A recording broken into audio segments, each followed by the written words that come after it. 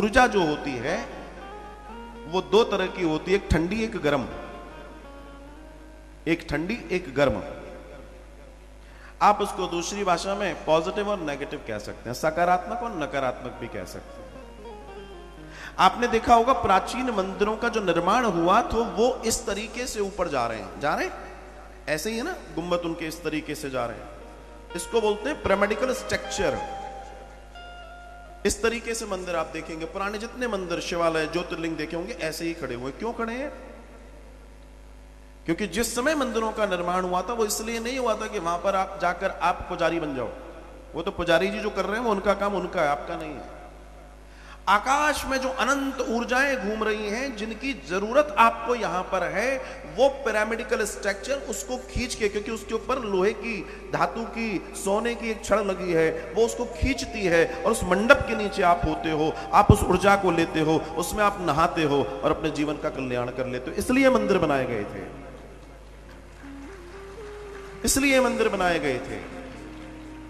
और जहां उसमें प्राण प्रतिष्ठित होकर भगवान विराजित हैं, जहां भगवान विराजित हैं, उस मंदिर की जितनी ऊंचाई है उससे लगभग 25 से 30 फीट नीचे, मतलब 30% नीचे तक उसको भी खोदा गया है। जहां कई धान, कई धातु की प्लेटें रखी हुई हैं, कई घड़े रखे हुए हैं, फिर धीमे धीमे धीमे धीमे ऊपर आता है वो। और वो जो ऊपर छड़ दिखाई दे रही है वो उसके नीचे, बिल्कुल नीचे तक गई है, जहां पानी आ जाता है। जहां पानी आ गया होगा वहां तक वो छड़ गई है। तो वो उस आकाशीय ऊर्जा को नीचे उतारती है। इसलिए प्राचीन मंदिरों में देखा होगा आपने, कुंड बने होंगे, कुएं बने होंगे, और उसका जल आप लेते हैं तो आपको लाभ होता है। क्यों? क्योंकि उसके अंदर वो गुण विराजित हैं। जब आप मंदिर में जाके जोर से घंटा बजाते हैं तो उसके अंदर से जो ध्वनि निकलती है वो टकराती है उस मूर्त से, और उस छड़ी के द्वारा नीचे जाती है और उस जल में मिलती है। और वो जल जब आप पीते हैं तो आपको औषधीय लाभ होते हैं, आप निरोगी हो जाते हैं। जब आप किसी मंदिर में जाते हैं इस तरीके के जो मैंने बताया, एक्चुअली मतलब यही एक मंदिर स्थापना का दर्शन है प्राचीन। आजकल तो चबूतरा खड़ा किया और भगवान बिठा दिए, वो ठीक है, प्रणाम है, लेकिन जो वास्तु दर्शन है मंदिर निर्माण का, वो जो मैं आपसे कह रहा हूं वही है। आप प्राचीन पढ़िए पूरा, तो वहां जो भगवान विराजित हैं, जब आप उनकी प्रदक्षिणा करते हैं, परिक्रमा करते हैं, क्यों करते हैं? इसलिए करते हैं कि बच्चे की प्राप्ति हो जाएगी, दुकान अच्छी चलने लगेगी? नहीं जी, ये आपके मन का धन है।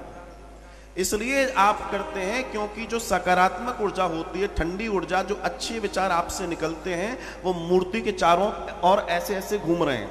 उसके बॉन्ड, उसकी ऊर्जा ऐसे ऐसे घूम रही है मूर्ति के चारों तरफ, ठंडी।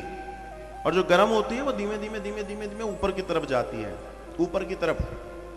और ऊपर एक धातु का टुकड़ा लगा है, वो खींच के उसको बाहर फेंक देता है, जिसको नकारात्मकता कहते हैं। जब आप उसमें खड़े होते हो तो आपके अंदर से दो ऊर्जाएं निकलती हैं, एक गलत एक सही। जो सही है वो मंदिर मूर्ति के आसपास घूमती है, और जो गर्म, जो गलत है, जो नेगेटिव है, वो धीमे धीमे ऐसे ऐसे घूमती है, इसलिए वो ऊपर लगा हुआ है। आप दक्षिण भारत में जाएंगे तो आप मंदिर में जाएंगे तो आपके ऊपर एक सुंदर सा कवच रखते हैं, ऐसे ऐसे रखते हैं। क्यों? आपकी ऊर्जा खींच ली जाए, नेगेटिव और पॉजिटिव आप में समाहित हो जाए।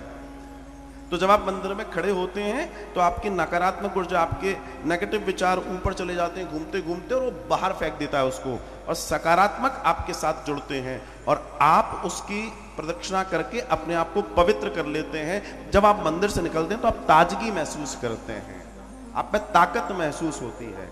यही दर्शन है, और इसको समझना बहुत जरूरी है।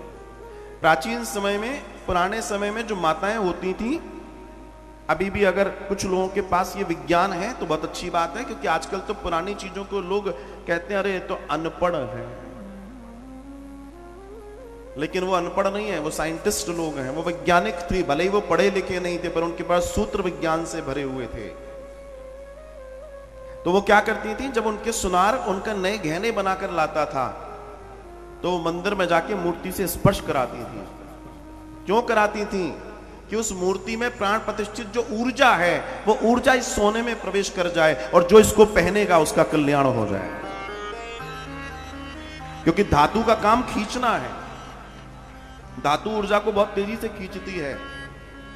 हम लोग जो वस्त्र पहनते हैं, जब नए सिलकर आते हैं वस्त्र, तो हम ठाकुर जी को स्पर्श कराते हैं, मंदिर में पहले स्पर्श कराते हैं फिर पहनते हैं।